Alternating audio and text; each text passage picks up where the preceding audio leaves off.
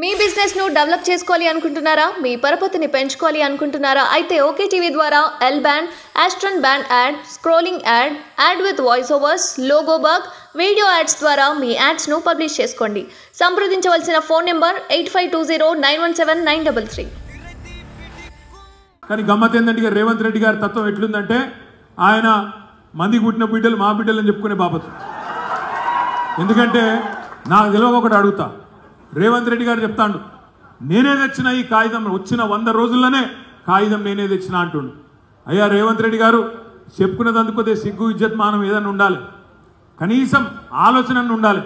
ఒక ఫైలు కదిలి ప్రాసెస్ అయ్యి రావాలంటేనే నెలలు పడుతుంది. పోయిన ఆగస్టులోనే ఎప్పుడో పని అయిపోయింది.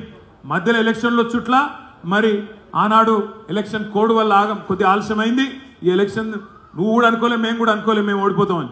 ఆయన కూడా అనుకోలే, అసలు రేవంత్ రెడ్డి గారు కూడా గెలుస్తా అనుకోలే. చాలా మందికి చెప్పుకున్నాడు వాళ్ళ దోస్తులకు, మనం ఇప్పట్లో గెలిచేది ఉందా పీకేది ఉందా, 2028-29లో చూసుకుందాం అని కాంగ్రెస్ వాళ్ళకి చాలా మందికి చెప్పుకున్నాడు. కానీ అదృష్టమైనది బాగుంది, తంత గారెల బుట్టలో పడ్డట్టు ఆయనతో వచ్చి ముఖ్యమంత్రి కుర్చీలో పడ్డాడు. కానీ అబద్ధాలు చెప్తాడు. బాధ ఎక్కడ అంటే అబద్ధాలు, పచ్చి అబద్ధాలు. నేనే తెచ్చినా అంటాడు. నిన్న మొన్నటి దాకా ఇదే రేవంత్ రెడ్డి ఏమన్నాడు, అసలు బీజేపీ వాళ్ళు బీఆర్ఎస్ వాళ్ళు ఒకటే, వీళ్ళంతా లోపల బదులుకున్నారు నిన్న మొన్నటి దాకా ప్రచారం చేసిండు. కానీ నిన్న మొన్న ఏం మాట్లాడుతున్నాడు, మళ్ళీ ఈ కాగితం తీసుకొచ్చి ఇగో కేసీఆర్ 10 ఏళ్ళకెళ్ళి బీజేపీతో పంచాయతీ పెట్టుకున్నాడు కాబట్టి వాళ్ళు ఇయ్యలేదు, నేనేమో మంచిగా పోయి అడిగినా అందుకే ఇచ్చిండ్రంటుడు. రేవంత్ రెడ్డి నువ్వు ఒక మాట మీద నిలవాడు. నిన్న మొన్నటి దాకానేమో బీఆర్ఎస్ బీజేపీ ఒకటే అంటివి, మేము లోపల దోస్తులు వంటివి.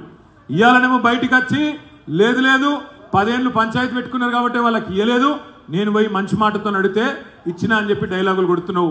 వాస్తవం నీ ఆత్మ కూడా తెలుసు, పోయిన గవర్నమెంట్లో పని అయిపోయింది, నీకు మాత్రం కాగితం నీ చేతికి వచ్చింది. ఆ చేతికి వచ్చిన కాగితాన్ని పట్టుకొని ఇలా నోటికి వచ్చిన మాటలు మాట్లాడుతున్నావు.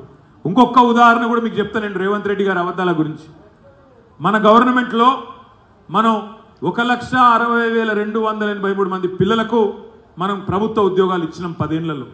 భారతదేశంలో ఏ ప్రభుత్వం ఇయ్యలే అన్ని ఉద్యోగాలు. కానీ చెప్పుకున్నట్లా మనం ఫెయిల్ అయినాం. పిల్లలకు సంజాయించుకున్నట్లా చెప్పుకున్నట్లా మనం ఫెయిల్ అయినాం. అందరికంటే ఉద్యోగాలు ఇచ్చినాం, కానీ అందరికంటే దొబ్బులు వాళ్ళతో మనమే తిన్నాం. అయ్యో ఏం ఉద్యోగాలు రాలేనట్టు.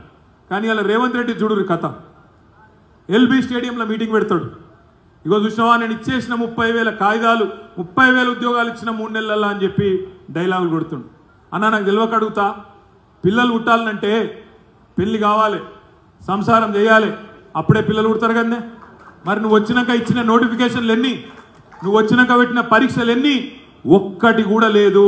అంటే కేసీఆర్ గారి ప్రభుత్వంలో పెట్టిన నోటిఫికేషన్లు, కేసీఆర్ గారి ప్రభుత్వంలో పెట్టిన పరీక్షలు, దాని ఫలితాలు నువ్విచ్చి ఇలా మందికి పుట్టిన బిడ్డలు మా బిడ్డలు అని చెప్పుకునే బాపతు ఈ కాంగ్రెస్ నాయకులు అనే మాట నేను విజ్ఞప్తి చేస్తున్నా. అయితే ఇది మీకు ప్రత్యేకంగా ఎందుకు చెప్తున్నా అంటే కాంగ్రెస్ వాళ్ళు పచ్చి మోసగాళ్ళు. 2 లక్షల ఉద్యోగాలు ఒకటే సంవత్సరంలో ఇస్తా అన్నాడు. మొదటి సంవత్సరంలోనే 2 లక్షల ఉద్యోగాలు ఇస్తా అన్నాడు. రేవంత్ రెడ్డి గారు తెలంగాణ పిల్లలు చైతన్యవంతులు, అమాయకులు కాదు. నువ్వు ఆల్రెడీ గత ప్రభుత్వం ఇచ్చిన 30,000 ఉద్యోగాలు నీ ఖాతాలో వేసుకునే ప్రయత్నం చేస్తూ ఉన్నావు. అది లెక్కకు రాదు, అది కేసీఆర్ ఇచ్చిన ఉద్యోగాల కిందికే పోతుంది. నువ్వు చెప్పిన 2 లక్షల ఉద్యోగాలు నువ్వే నోటిఫికేషన్లు ఇవ్వాలి, నువ్వే పరీక్షలు పెట్టాలి. ఒకటే సంవత్సరంలో 2 లక్షల ఉద్యోగాలు నీ ప్రభుత్వం మాట ఇచ్చినట్టు నిలుపుకోవాలని చెప్పి కూడా డిమాండ్ చేయవలసిన బాధ్యత మన మీద ఉన్నది.